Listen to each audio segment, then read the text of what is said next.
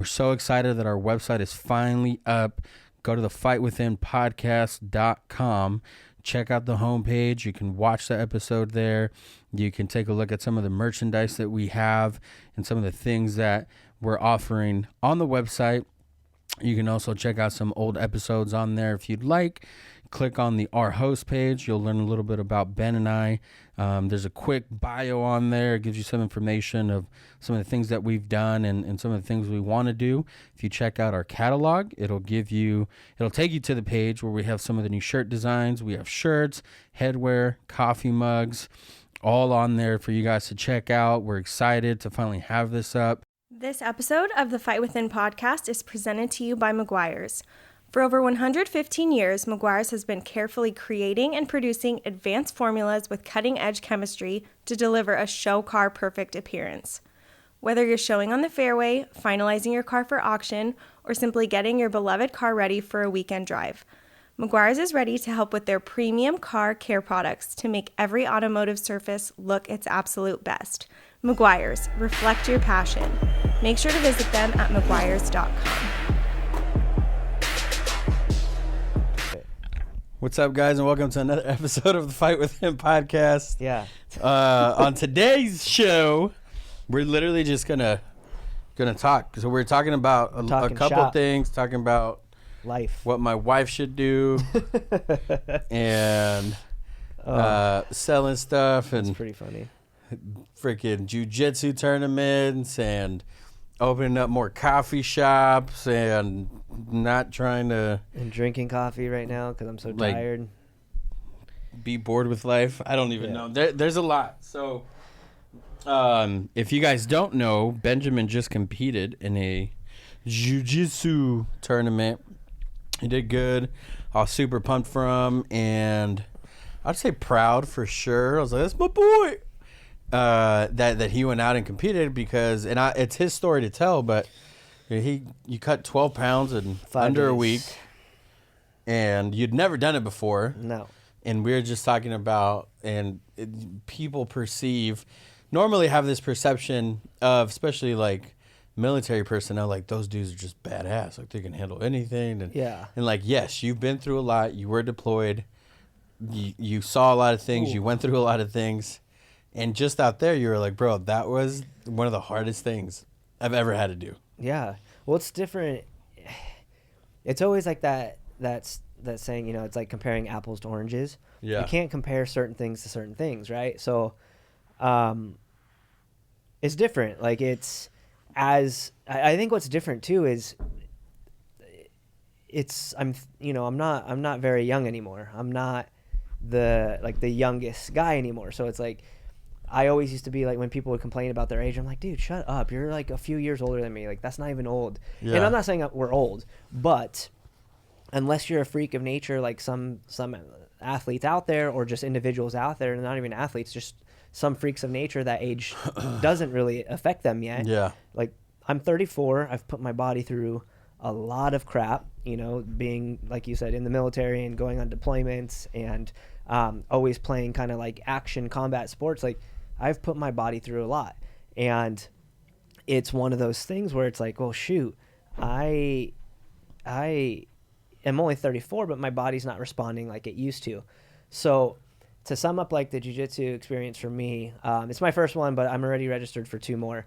But it's just weird. It's not like jiu-jitsu is my life, right? Like, for a lot of people it is, or they want it to be. For me, I'm 34. I'm a husband. I'm a father with 2, with our 3rd on our way, which is just mind-blowing. And I'm a business owner. Like, everything else I do outside of that is for myself, whether it's for, the ability to have fun, to learn something new, to be disciplined, to train, to exercise, to stay fit. Whatever the reason is everything I do outside of those things I just mentioned is for fun, and I have to dedicate time to it. Yeah. So I think what was the biggest takeaway for me is I committed to doing something. I wasn't careful with my weight until a week out, which was my fault, so I learned a huge valuable lesson of I needed to be a little bit more aware of where I was at in going into it. And when I realized Saturday before the competition, which was Saturday, so 7 days, and I realized I was 12 pounds overweight, I was like, what happened? I've always been within the scope of the weight, you know, because like a few pounds, 5 pounds, that's nothing. But 12, like, to me is that's a pretty drastic cut for somebody that has, one, never done that, two, is doing all this training and stuff on extra time after I'm doing my daily responsibilities. Doing life. Yeah. So to go through that, it was pretty wild, but all week long, like, I had people see me, like some of the guys that have been on the show, like Alberto and Dana and all them, they're like, dude, you look awful. And I'm like, thank you. Or, you know, some of my staff was like, are you okay, dude? Like, you look sick. I was like, yeah, I feel like crap. But I think I had other people, not those that I just said, but other people be like, why don't you just not do it? It's like for fun. I was like, because I committed to something. I signed up for something. I'm not going to just like pansy out because it's getting tough, right? Like, it was my fault for not being a little bit more aware of where I should have been. And so I was going to do everything I could to make sure I did it. And I've never depleted my body like that. I've never felt like that. Weighing in like 2 hours before you compete, when I literally didn't eat for 2 days and barely drank any water, was just like the most insane thing my body has personally gone through. Like I was telling you before we started, I was like, dude, I've gone through combat deployments in the middle of the desert with 150 pounds on my back in 120-degree weather and never felt like I did on Saturday. Yeah. And it's just two different things, though, you know? I didn't starve myself for 5 days and sit in a sweatsuit in a sauna before I went on those patrols. So all in all, it was a great experience. I learned a lot. I didn't do as well as I wanted to, but I also took some very big like knowledge things away. So as I continue to compete, like, I won't make those mistakes ever again. And the cool thing too is like to be able to see what my body was able to handle, even at 34, right? Like 34 years old, I was able to cut, you know, the 12 pounds in 5 days. I had so many people, most of my fighter friends and stuff like that, or used to be fighters, but 12 pounds, that's nothing. I'm like, to you, because this is what you do or what you did, like, it's drastically different. Like, again, apples, oranges. What you did and what I'm doing, two different worlds, right? It'd be like putting them out with no prior training. Yeah, and go on a deployment with me. Yeah, exactly. It's just different. It's different worlds. Completely different. But all in all, I'm stoked that I was able to do it. I got third. Like I said, not as good as I wanted to do, but the next one I'll do better, hopefully, and then the next one after that I'll do better, hopefully. But yeah, all that to say is Manny and I have found it like kind of important to kind of just come on here once in a while and recap our guests, talk about the things we've learned or a current event in the world or whatever the heck is going on. But it's also like this platform for us is so many different things, but like a big thing is us wanting to show like, dude, I am, we've said it before in the past, but right this second, I am tired. My body hasn't recovered from that weight cut. I'm currently working on opening 3 different shops right now. I'm losing staff. I'm hiring staff. We have our podcast that's growing. I have my business coaching that I just picked up a client for. Like things are busy. I have 2 kids at home and a pregnant wife, so I need to make sure I'm doing everything I can to help her. But I'm saying all that to just show that you can always do things. You have to just prioritize. You have to just be very intentional with your time, right? Like I was literally looking at the clock before Manny and I started. I was like, dude, let's go. I gotta go. I have to like be somewhere that's 35 minutes away and not very long from now. So I was like, let's go. But I just want this to be something that people hear. Like, it's okay to feel like you're trapped in being busy, or that you feel like you can't take anything on, or that I don't want people thinking like, oh, this is all Manny and Ben do. Like, we have so much crap going on, but we're still making this a priority because we're being intentional with what we're choosing to do. Yeah. And so for me, I think it was just important to be able to share like a little piece of what I'm going through right now. Like I said, opening 3 stores at once, plus expecting another baby, plus, you know, our podcast, plus my business coaching, like, plus like trying to compete and do the things I still like to do outside of all of that. Well, I think that allows you not to go crazy. Oh yeah, the training is what it's. Because you have an outlet. Yeah, and it's something. Essentially. It's kind of weird. It's like I was saying this to somebody the other day. I was like, I found something that I'm passionate about later in life. Like hockey was always been my sport, right? Yeah. I've been playing it forever. I still play, but I'm slowly losing like my drive to play. If I'm being honest, the only reason why I still play is because I get to play with like my dad and all my buddies from growing up. That's Yeah. the only reason why I still play. If it wasn't for them, I would just quit playing the game. Like I love the game, but I don't need to play the game anymore. Yeah. Which is kind of weird to say, right? Because I've been playing that since I was like 10. Like that's my sport.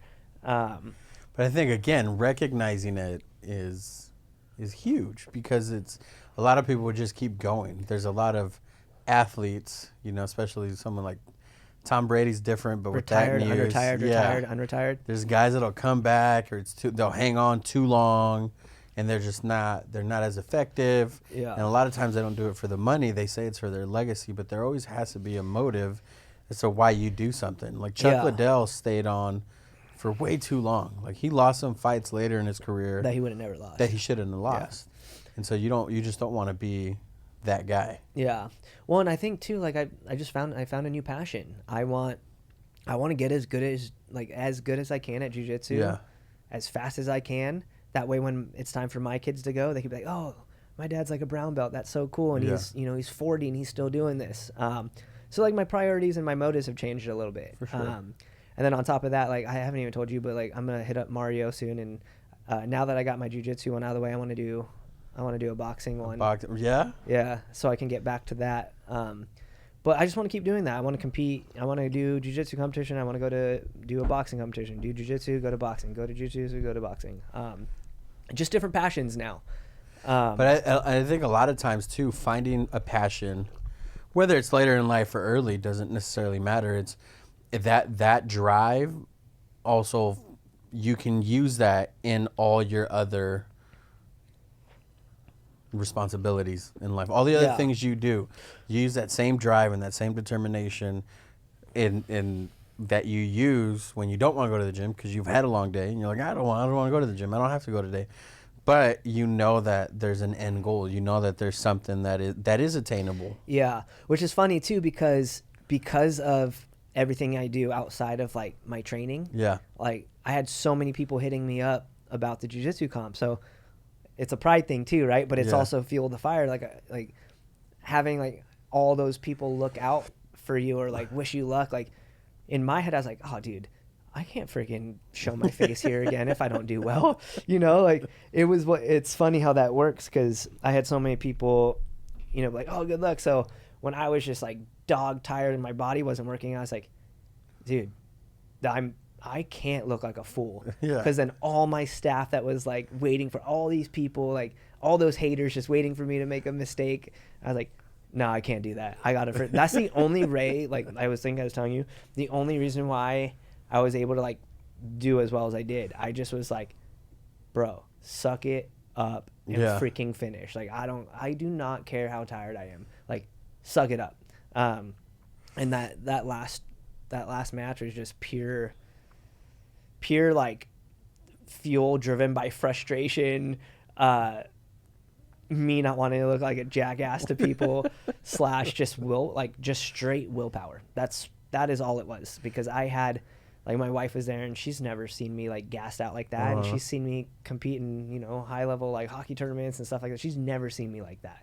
I've never felt like that. So it was really cool because it was a gut check. And there's a discovery though, like for you to be able to discover what your body's capable of, and knowing that you still had more to give, even though you thought you pushed your body to its absolute limit, knowing that you still, whether it was willpower or pride or whatever it is, like you still did it, you still accomplished showing up. There's a lot of people that would have just been like, hell no. This is stupid. I'm not dying for this. Especially when you're not getting paid for this. Yeah, I'm paying. But that's where it starts. Yeah. That's why I've always had a hard time. Just between you and I and the two people listening, that's why I've always had a hard time. I'm like, man, because people are like, ever since I kind of retired, I don't even know if I officially ever retired, but they're like, why don't you just go do jiu-jitsu tournaments? I'm like, it's so weird because I have to go pay for it, and it's just awkward. But it's like, you went out there and you were able, no matter what, finish that. And now you know that you've catapulted yourself and your ability, your own body. Like you've discovered something new that you're capable of. And that has a lot. That's not just your body. That's mentally too. Mentally, because like you said, it will apply to what I'm going through right now. You know, like I said, opening 3 shops in a very similar time frame is kind of crazy. And a lot of people would probably be running around like a chicken with their head cut off. And I'm just chilling. You know, but it's also in the same. I think that's where people maybe misconstrued. I don't even know the right word. I was talking about vocab last time. Remember, I'm trying to get fancy here. No, I think they're like, whoa, Ben's doing a lot. Yeah, but it's in things that you know how to do. It's things that you have done before. That experience goes a long way. I just saw. I'll have to send it to you. You might have seen it. It's this really cool clip by Steve Harvey. I guess he does like talks after his shows and after his like Family Feud episodes get done recording. He'll talk to the crowd and That's do like cool. He seems like a legit do dude. like a talk, I guess, like a speech. I don't know how long they are. I haven't looked into it, but he always a lot of times he'll bring up God, and he says in this one specific clip. He's talking about a guy, his old barber. He goes, do you want to know how the guy that used to cut my hair, he goes, when I had hair, the first time he ever cut my hair, he charged me $10. He goes, then he was so good, I brought him on the road with me when he was doing the Kings of Comedy tour with Cedric the Entertainer and D.O. Hughley and Bernie Mac. Like, I love comedy, so like I grew up watching it, right? And he goes, then he had his own sitcom, The Steve Harvey Show. So he was getting paid. He goes, the first time was $10. He goes, he was making $1,500 a haircut. When he was touring with me, he would get 4 haircuts a week. So he goes, this guy's making $6,000 a week cutting hair. And he said, that's all he does. It's just cut hair. And he goes, do you know what happened when I went bald? He goes, he just went back to cutting hair. Now he has 4 salons in Texas and two beauty colleges. He makes $6 million a year. Cutting hair. That's cool. Like he stuck to what his foundation is or was and what his passion is. That doesn't mean that he didn't branch off and do other things. Yeah. But you started cutting hair and now you own salons and beauty colleges. Like it's the same thing you're doing. You know, people are like, oh, well, coaching isn't the coffee business. No, it's not. No. But it's business and you've been successful at it.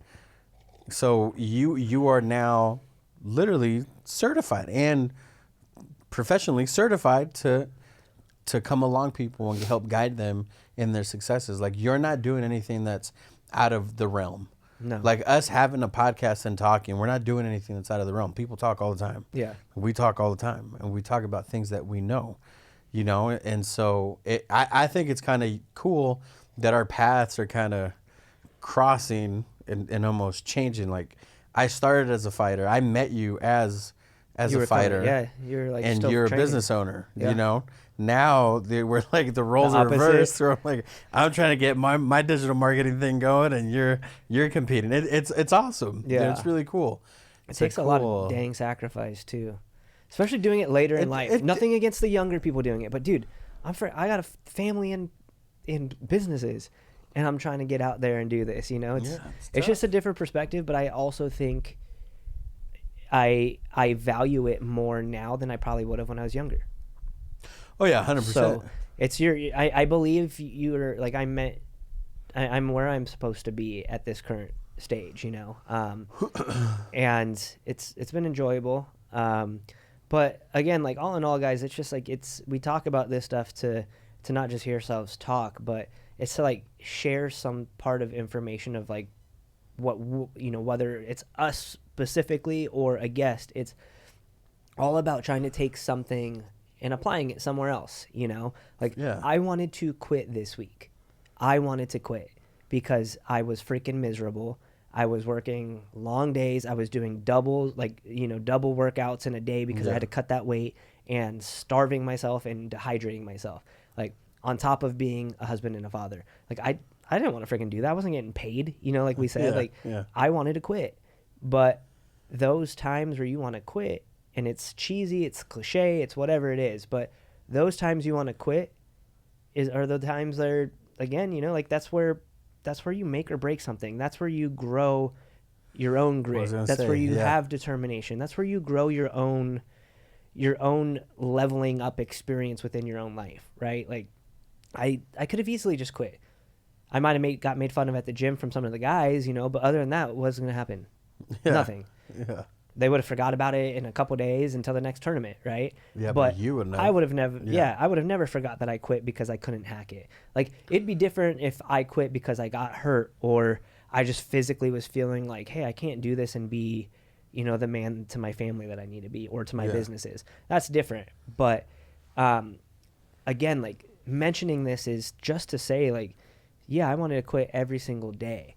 Like it was my birthday that week too, and I had everyone trying to like give me like food or take me out, and I said no. Like Devin tried to even make me this like super hardcore keto cake so I could have a bite of cake on my birthday. Yeah. And it's a mindset thing. It's for me, it was your word is your word, right? I committed, and so I'm going to follow through, whether I wanted to or not. And that's the same thing in every aspect of life. With my marriage, I gave my wife my word. I am committed to that. To my kids, I am committed to being like the best father I can. I am committed to that. To my faith in Jesus, like I am committed to that. So I'm going to try to live my life to a certain standard. To my business, no one forced me to start a business. So I am committed to that. And I'm going to try to do everything I can within my business to make sure I'm doing it to the best of my ability. Yeah. And I think that's what's cool about having a platform like this is to share that. Like for anyone listening, like I know several people that listen to this, like either because they're like our friends or whatever, but some of them have businesses. Just keep going. Like don't quit when it's getting hard. Don't quit because you're frustrated. Don't quit because you've been told no. Dude, just in the last 2 months alone, I've been told no for the coaching stuff like 3 different times from 3 different people. Yeah. And it wasn't a no. We've talked about this. It was a whatever the situation. Oh, it's not, the timing isn't right. Oh, I'm going to wait because of this. Oh, I have a project. Oh, this. It's like, bro, like just commit to something. But the 3 no's do nothing to me. I don't care. What do they say? The more no's you get, the closer you are to it. Yeah, like who cares if you say no? I've been told no so many times throughout my Hidden House career, like whether it was to a new location or to wholesale accounts or to employees or to a loan from a bank to help us make payroll, like whatever it is. Like I've been told no so many times. It's no. Who cares? Figure it out. When you can't stop that commitment to yourself it's a very mature way of looking at it. Because I'm an old man, my friend. Yeah, you've gone through some crap, huh?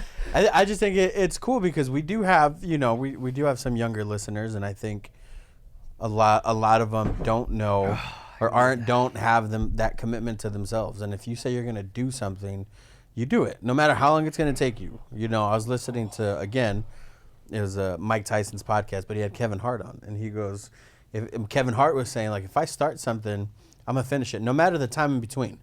If I say I'm going to do something at 20 years old, and this is my goal, and I know that this is something I have to accomplish, if I'm 40, 50, 60 years old, and I still haven't accomplished that, like, I still have time to do it, Yeah.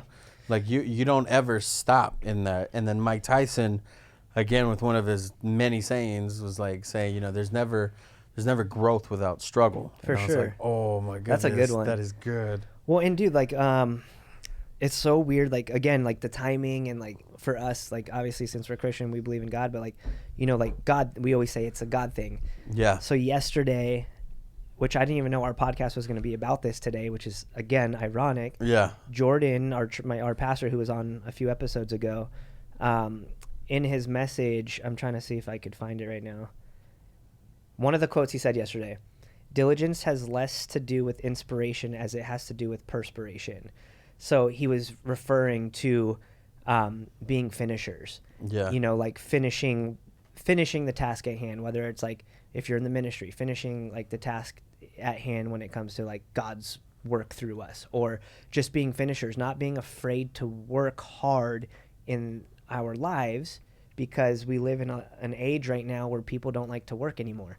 So the whole thing was being diligent in everything that we do, being diligent enough to be disciplined to get home and be a good dad, to get home and help your wife, to be diligently hardworking enough to grow my business in whatever way it needs to grow, or to suck it up when I didn't want to do what I wanted to do last week and quit, but having the ability to like persevere.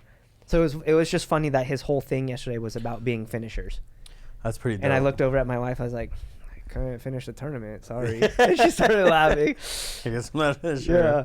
But well, you have another baby on the way, so that's a lie. That I'm definitely a finisher. Yeah. But yeah, no, honestly, guys, it's not every episode that we do. Like, we don't want to like have these like crazy guests or truth bombs. It's more about just like, again, we say it all the time, and I'm gonna keep saying it because it's so important that it's like, I wish I would have taken the time to listen to things like this when I was younger in developing my business style, because maybe I could have formulated things differently, right?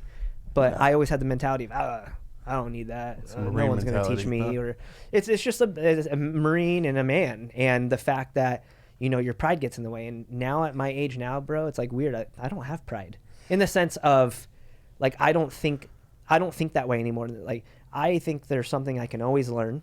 100%. I think there's something that I can always be better at. There's something that I can always improve. Like, my pride now is different in the sense of back then I would have been like, dude, this guy is a freaking chump, right? That shows that I was prideful, versus now it shows how my humility has grown because I don't have that pride. So yeah, it's flipped, right? Like, my pride in the sense is now way up here because I'm prideful enough in who I am to be able to understand that I have work to do. And that's all it is. It's learning, it's listening, it's sharing, it's growing, it's taking things, applying things. It's being freaking gritty. This last week was all about being gritty for me. Yeah.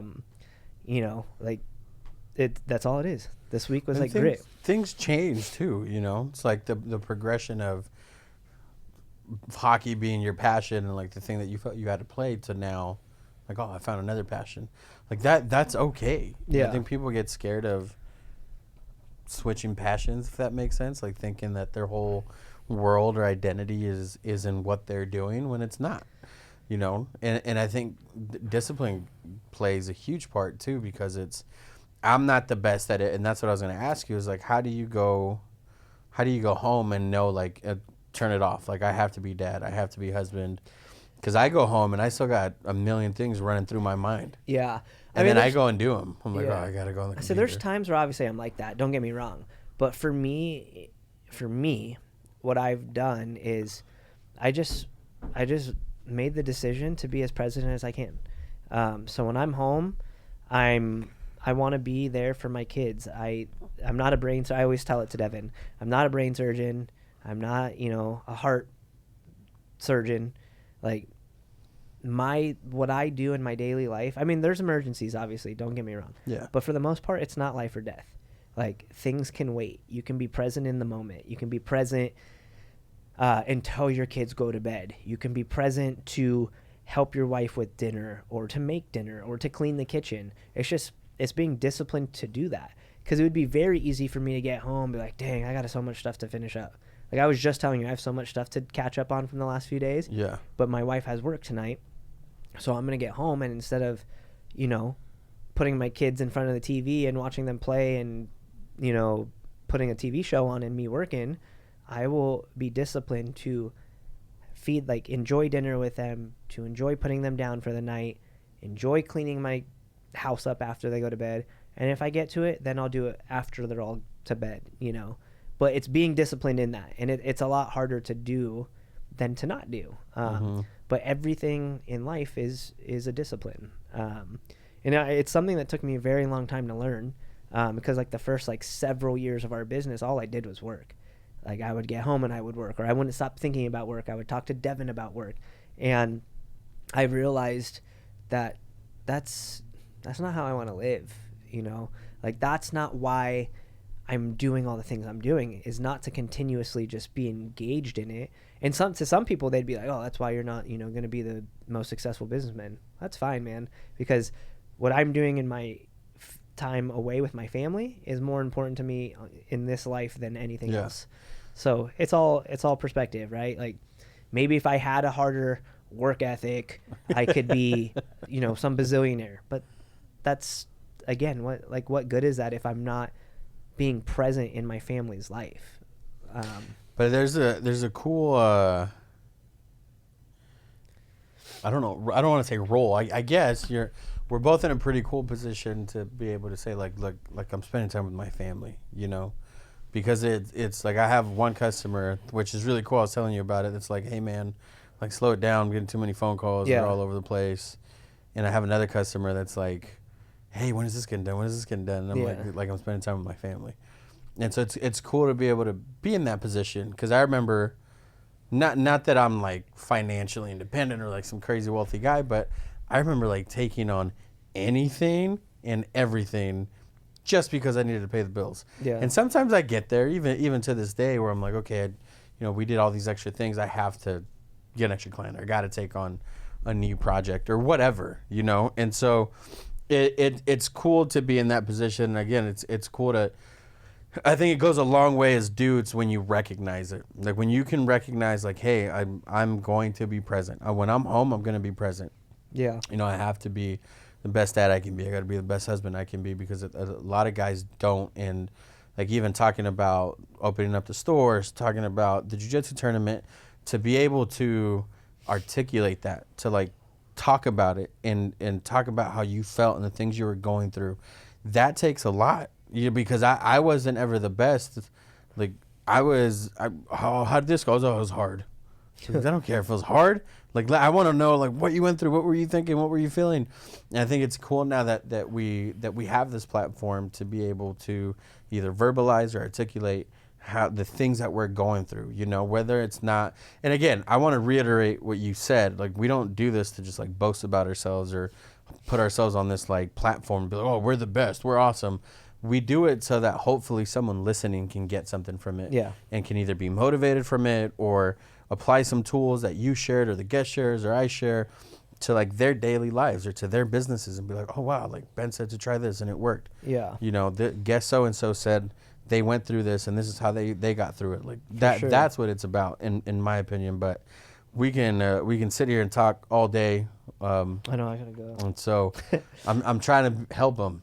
I know you got to go, so if there's anything else, are you good? Oh, check out our website. Manny finished it. We've like threw up some merch on there. There's more coming. Yeah, we're using like a pretty cool print on demand stuff, and we're obviously pretty picky. So every time we get a new design from our designer Dan, we'll order samples, and sometimes with everything else in the freaking world right now, it could take 2 weeks before you get it. Yeah. So that's why we're doing it slowly, but everything we have out there right now is all pretty rad. I'm pretty stoked on it. I wore my shirt the other day and people were stoked. Like even just like little things like my phone case. Yeah. Like I had someone comment my phone case the other day. I was like, oh, cool, thanks. But just little things like check the website out. If you guys could help us out and like buy something from it, because honestly, at the end of the day, like this takes money doing what we're doing, and if you enjoy it, we definitely could use more support in the sense of like dollar value. We hate making things about money, but sometimes it takes money to do things. So support us, buy our t-shirts, subscribe, share every freaking episode that we do. Do it on Instagram, do it on YouTube, do everything. But yeah. All right. Well, on that note, it was awesome. And just remember, guys, that everything was impossible until someone did it.